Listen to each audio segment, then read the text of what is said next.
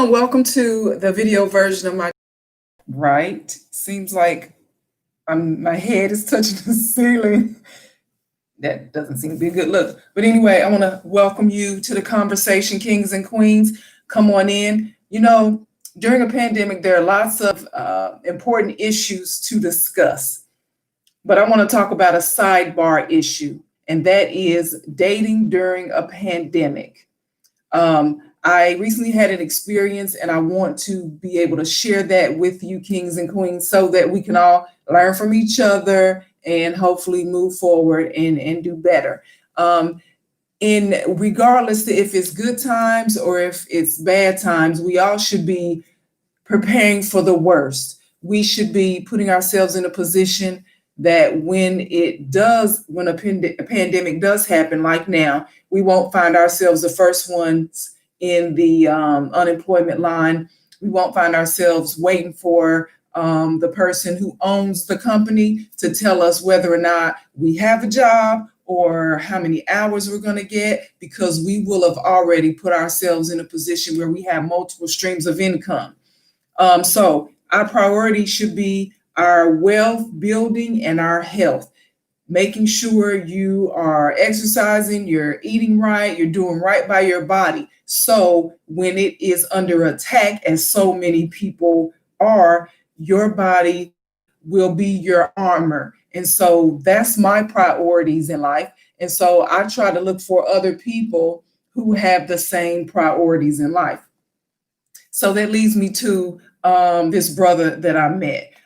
It was about a year ago, so I'm just giving you some background. It was about a year ago, and I was living in a condo community, and he was the pool technician. He's in charge of taking care of the pool. Now, right off the bat, you might be thinking pool guy. You might be thinking of an image of the male version of a dumb blonde. Okay, but to be a pool technician or a pool guy, you have to know chemicals. You have to know some chemistry, and you have to know how much chemicals go into the pool, enough so you keep it from being like people's eyes out, basically. So you have to know some stuff, and you have to be certified. So I met this guy. He was the pool technician in my condo community, and so we talked. And he told me he was looking at owning his own business, and he was just, working in that capacity in public pool situations so that he could get his experience like we all do. So then I found myself about to close on a house that had a pool. So I knew I was going to need somebody to help me take care of the pool. So I immediately thought of this guy because I was trying to help him out. He said he wanted to own a business, and I knew he knew what he was doing with pools. And I tried to extend myself to people, a Black man trying to own his own business. I was like, okay, I'm going to give him some business because, of course, I'm going to pay you, guy, let's call him Joe. I'm going to pay Joe to take care of my pool and tell me what I need to do. So we set up an appointment for him to come out. And the first appointment, he was unable to make it. He had to reschedule. Okay, everybody has scheduling problems. So essentially, I said, okay, well, when is the next time you're available?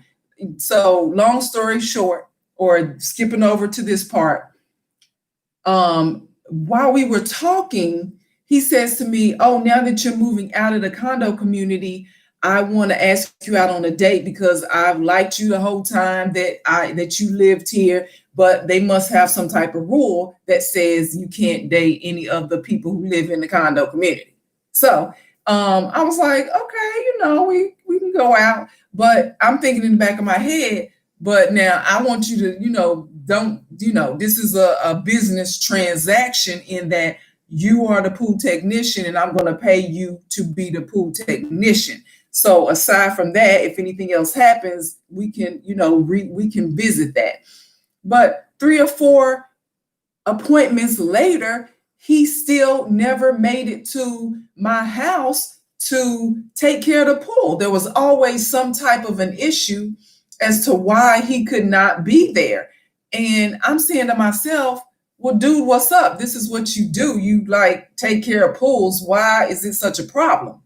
So finally, after the fourth cancellation or postponement, I said to him, I texted him and said, you know what? Never mind. I'm going to find somebody else because now you show me, this is what I'm saying to myself, you show me that you're not reliable and that you're not a person of your word. I mean, sure, one time you might have to reschedule, but 4 times that's ridiculous. So essentially, he texted me and said, can I still get a date? So the lesson that I want to impart to people who don't know this already is he was already on the interview for the date. Okay. You can't put yourself out there and tell somebody you are an expert at whatever, or that you know your business about whatever, and then you don't follow through with that whatever and expect that you're going to have a snowball's chance in hell of appealing to this person on another front. It's just not going to happen. Especially with my friends and people who I know, that's not going to happen because you were on the interview for the date as soon as you told me you wanted one. Okay. So, and why is it that people text me or, leave me a message on this, fellas? Why is it that, or women, because it happens with women too. Why is it that you claim that you are an accountant, but I can never get you to do accounting? You claim that you are an attorney, but when I want to hire you to be my attorney, you are all booked up. I'm like, what? You said you were a pool guy, and I've seen you at work. That's how we met. But when it comes to you being on your own, being your own boss and being in charge of your own schedule and setting your own price, I can't even get you to show up to do what you claim that you do that makes money to feed your family. So anyway, so that's the background. And so now we're fast forwarding. It's in June of 2020 now. And we're in the middle of a pandemic. Well, I'm one of those people who believes in multiple streams of income, even though I work in an essential industry, and I have been able to, thank the Lord, continue to work. And I've, thank the Lord, treated my body like a machine, and I eat right, and I exercise, and I drink plenty of water, and I do right. I don't, imbibe in things and ingest things that are going to be harmful. So, but I still want to build a business on the side, in the top and the front and the back, and I got all kinds of streams coming in, right? So anyway, I'm looking for business partners because it's a home-based business. So I'm looking through my contact list, and I still have this dude's phone number in my contact list. So I said, let me reach out to him and see if he wants to start a business because I'm sorry. I got something in my. All right. I don't know if it's distracted to you, but it's distracted to me. I've got some dental work going on that I'm working on. And anyway, so I contacted Joe and said, hey, Joe, I have a business. I want to put you on a Zoom call, find out about the business. I'm looking for some partners. Joe, who had left the condo community, said, yeah, I've been looking to do something. And so he gets on the Zoom call and he likes the opportunity. And he said, you know what?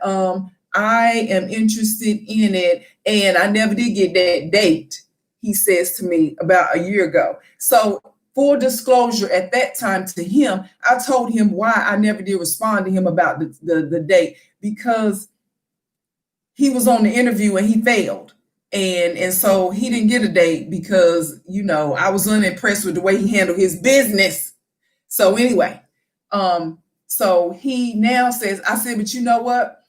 It's a new time and I'm, willing to give people a chance and all of that. So he gets on the phone. Now I'm back to where I was. Gets on the Zoom call, says, yes, I like the business. We're going to get started. So we set a time and a date to meet to get the business, paperwork, exchange some information, A, B, C, D, F, G. He texted me later on, but like an hour before we supposed to meet. Actually, I texted him to confirm that we were going to meet at that said time and place, only to have him say, oh, I don't have the $100 because it wasn't but $99 in taxes. I don't have the $100 to start the business. I'm going to have to get back to you because my bills are more than I thought. And you know what? We all got bills, and they all sometimes are more than we think. But you mean to tell me, bruh, you don't have $100 to start a business, to do something that you said you wanted to do? So I texted him back and said, if you don't have $100 to start your business, you don't have enough money to take me to lunch or anyone else. Your priority should be getting your life together, getting your finances together, and before you start trying to, romance folk. It's finance before romance. And so I wasn't trying to be mean. I wasn't trying to be condescending, but I think some of us have our priorities in the wrong place. And even though of lunch wasn't going to be $100, I just felt like if he truly wanted to start a business and he saw the opportunity for what it could get him, then he should have found the way to get the money and not be so worried about trying to continue on with, oh, can I take you out? Can I take you out? Because I mean, I'm not an expensive person, but I ain't free either. Okay. And so he needs to put himself in a position where he doesn't have to worry about whether it's $100 or a few hundred. As to you just need, I just felt like and there's more to the conversation that happened between me telling him his finances need to be in order, and me talking to him about the business. But I just feel like he had his priorities in the wrong place. So I think sometimes we as people, we got our priorities in the wrong place. If we would readjust what's important, and look at that, we would have more money to do more things that we want to do, instead of penny pinching and nickel and diming and seeing, a cute person over here or a handsome person over here, and now we jumping over there, and now you trying to impress them by taking them out to certain places and spending money that you really don't have. Tavis Smiley used to say something like, we are too busy trying to impress people that we don't like, buying stuff that we don't need, going places that we don't need to be, something like that, he said. But that's my story. I just want for people to, and I try to do that myself. I try to be a good steward of my money, and if I don't have an extra $100, the last thing I'm trying to do is date somebody, because dating costs money. You got to buy some groceries, or you got to go to the movies, or you got to buy some pizza, or you got to buy some drinks to go with the pizza. It's just something. It's money. It's just money. And so I just prefer to just be by myself and focus on my money. If $100 is a problem. And so that's it. I just wanted to impart that. Send me some feedback on how you feel about it. And then some of you might say, well, maybe he wasn't really that interested. He just wanted to go out with you. It really wasn't about the business to begin with. And you know what? I mean, that's an option. That could have been an option of his. But just be honest, because when you are dishonest, you find yourself in a situation that he finds himself in, and that I'm now judging him because he claimed he didn't have $100. When he just could have said, look, I'm really not interested in the business. I just want to go out with you, which I wouldn't have been interested in the date. But everybody would have been honest. I mean, there's nothing wrong. I'm sure he's heard no before. I've heard no before, trying to talk to people about the business. So for him to tell me no, it would have been no skin off my back. I just would have gone to the next prospect, basically. So anyway, if you like my shirt, Melanin Masterpiece, you can go to Fly Nubian Queen, or it's shop FNQ flynubianqueen.com, Fly Nubian Queen, shopfnq.com. So that's my plug for them. So to find out more about the things that I care about, go to the written version of my journal. That's at EUR Web. That's Electronic Urban Radio Web. Thanks and have a super day.